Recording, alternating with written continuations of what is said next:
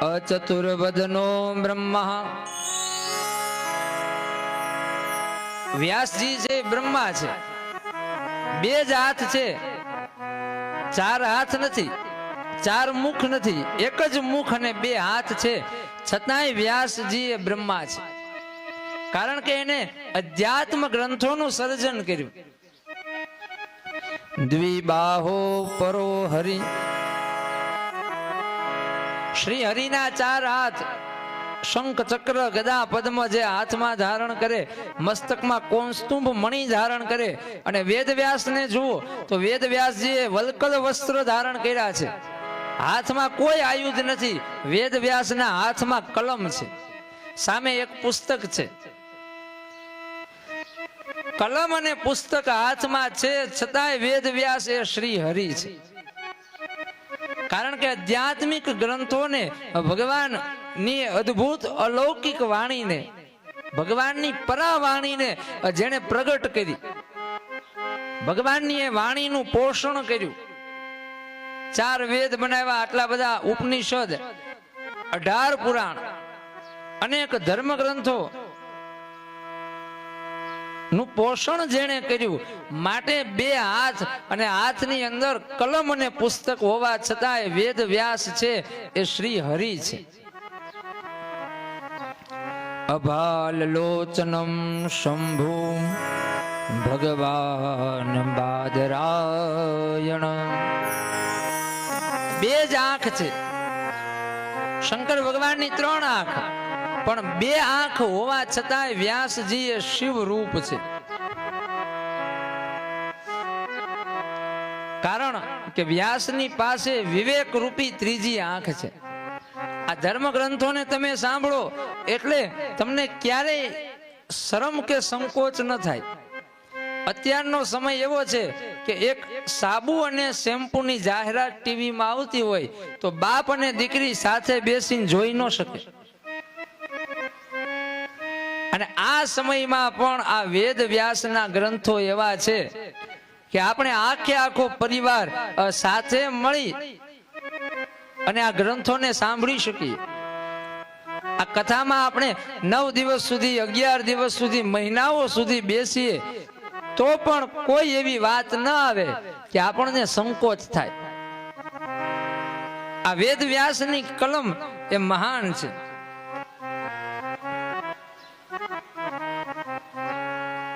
વ્યાસજી એ વિષ્ણુ રૂપ છે, એ બ્રહ્મ રૂપ છે, એ શિવ રૂપ છે. ઋગ, યજુ, સામ અને અથર્વ આમ ચારે સંહિતા એની પાસે છે. કપાળમાં ત્રીજી આંખ નથી, પણ જ્ઞાન રૂપી ત્રીજું નેત્ર એની પાસે છે.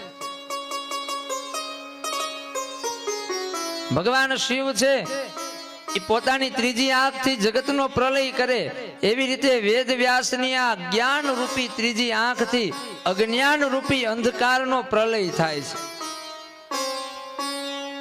તેમણે શિષ્યોને અદ્ભુત પરંપરાઓ આપી,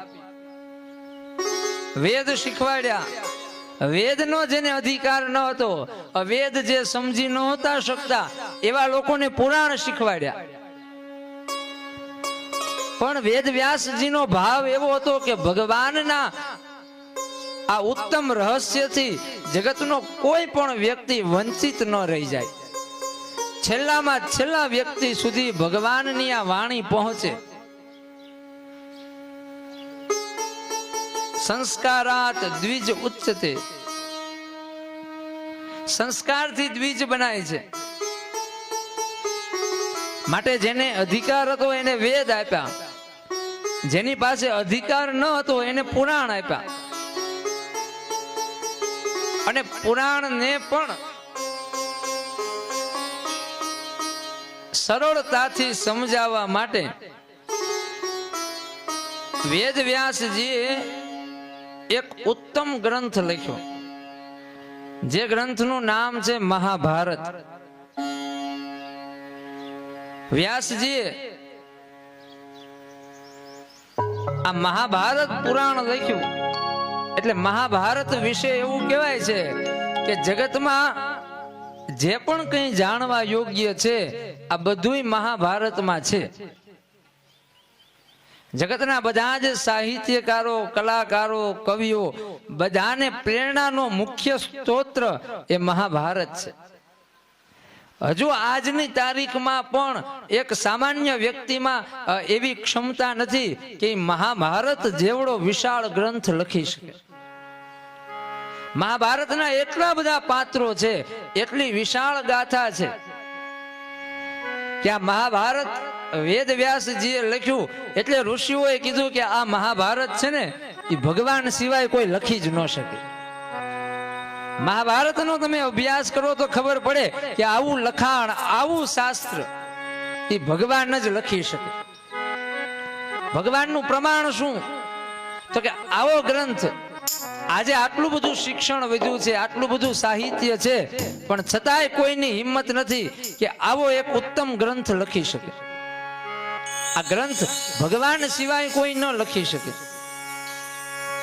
આવી અદ્ભુત કથા, અને માટે જ વેદ વ્યાસને ભગવાનના અવતાર કીધા છે કે જેણે મહાભારત ગ્રંથ લખ્યો. આપણે ત્યાં એક બહુ ખોટી માન્યતા છે.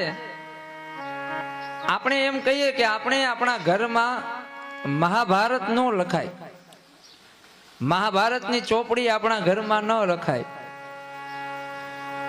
ઘણા વડીલો એમ કહેતા હોય કે આપણે મહાભારત વાંચીએ ને તો પછી ઘરમાં મહાભારત થાય, પણ એવું નથી. મહાભારતની અંદર અનેક શુભ પ્રેરણાઓ આપી છે. જીવન કેવું હોવું જોઈએ, જીવનનો આદર્શ શું છે, એ મહાભારતે આપણને શીખવાડ્યું છે.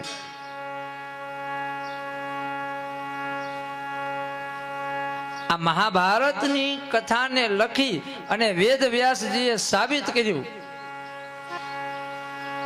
કે એ કોઈ સામાન્ય ઋષિ નથી, પણ સ્વયં ભગવાન પોતાની કરુણાથી પ્રગટ થયા છે. ભગવાનનો અવતાર થયો આ જગતને એક ઉત્તમ બોધ આપવા માટે.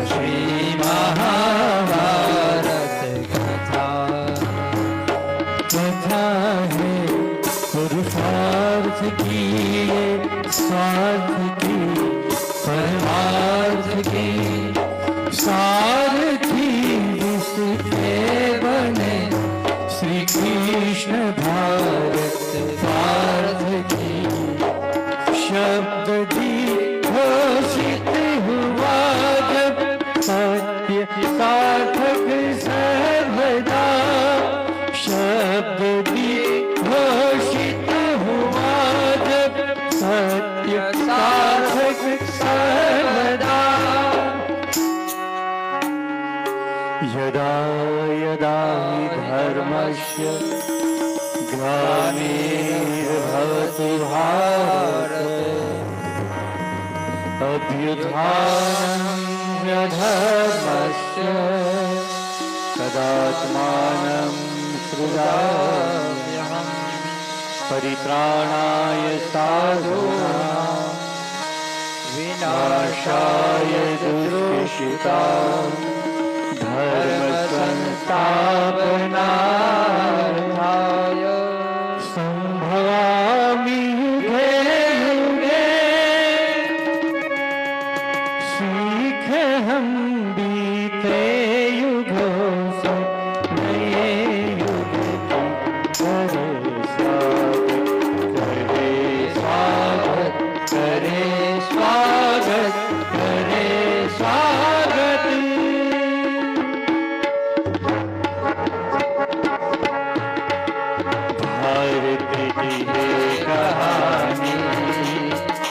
सदियों से है पुरानी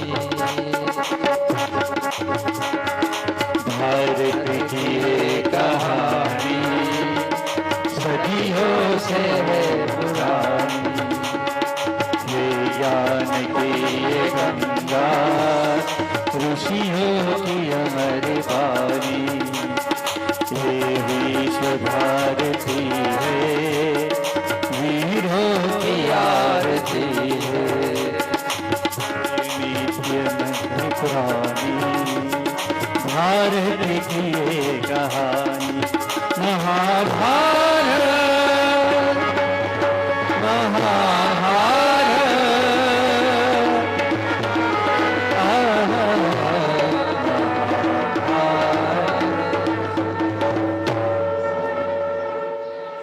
બોલીએ વેદ વ્યાસ ભગવાનની જય નાગનાથ મહાદેવની જય વ્યાસજીએ મહાભારત પુરાણ દ્વારા વેદાર્થ સૌના માટે સુલભ બનાવ્યો, સરળ બનાવ્યો, તરલ બનાવ્યો. વ્યાસ નું આ કાર્ય એને ભગીરથ કાર્ય કીધું છે. કહે છે વેદ વ્યાસજીએ બધા પુરાણો લખ્યા છતાંય એને શાંતિ ન મળી, ચિંતા વધી, વ્યગ્રતા વધી. પણ અહીંયા શિવ કથા કહે છે કે એક સામાન્ય માણસની અને સંતની ચિંતા અલગ હોય છે. સામાન્ય માણસ પોતાના માટે ચિંતા કરે, સંત છે એ જગત માટે ચિંતા કરે. સામાન્ય લોકો છે એ સ્વાર્થ માટે ચિંતા કરે અને સંત છે એ સમાજ માટે ચિંતા કરે. અને માટે સંતોની જે ચિંતા છે ને બહુ મૂલ્યવાન હોય છે.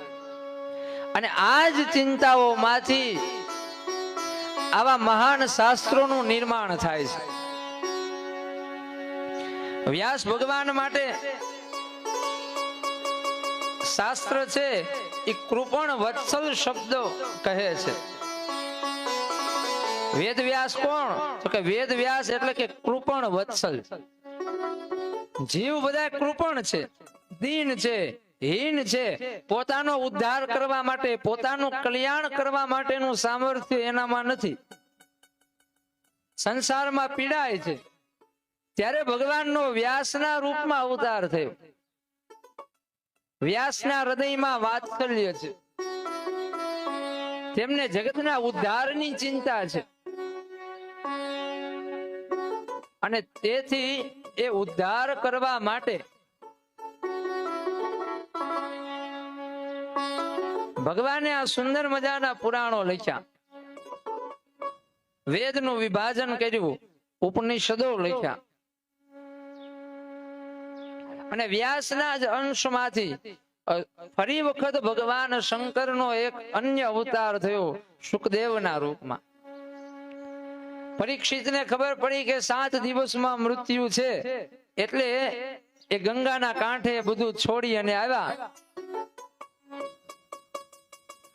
એક યુગ અલગ હતો. પરીક્ષિતે આવી અને સૌથી પહેલા પ્રશ્ન કર્યો કે હે ઋષિ મુનિઓ, હે સાધુ સંતો, જેનું મૃત્યુ નજીક હોય એને શું કરવું જોઈએ? 7 દિવસમાં મારું મૃત્યુ છે, હવે 7 દિવસમાં મને કોણ મોક્ષ અપાવી શકે? હજારો ઋષિઓ છે પણ કોઈએ ગુરુ થવાની હિંમત ન કરી. એક સમય અલગ હતો, અત્યારે સમય એવો છે કે અત્યારે કોઈને શિષ્ય બનવું જ નથી, બધાને ગુરુ થઈ જવું છે. પણ ગુરુ કોણ? ગુરુ એ છે કે જે શિષ્યનો ઉદ્ધાર કરી શકે. ત્યારે આદિ ગુરુ ભગવાન શંકરનો અવતાર થયો શુકદેવના રૂપમાં. ભગવાન શંકર છે ને મોક્ષના દાતા છે. 7 દિવસમાં ભાગવતી કથા સંભળાવી અને પરીક્ષિતનો ઉદ્ધાર કર્યો. બોલીએ શુકદેવજી મહારાજની જય. નાગનાથ મહાદેવ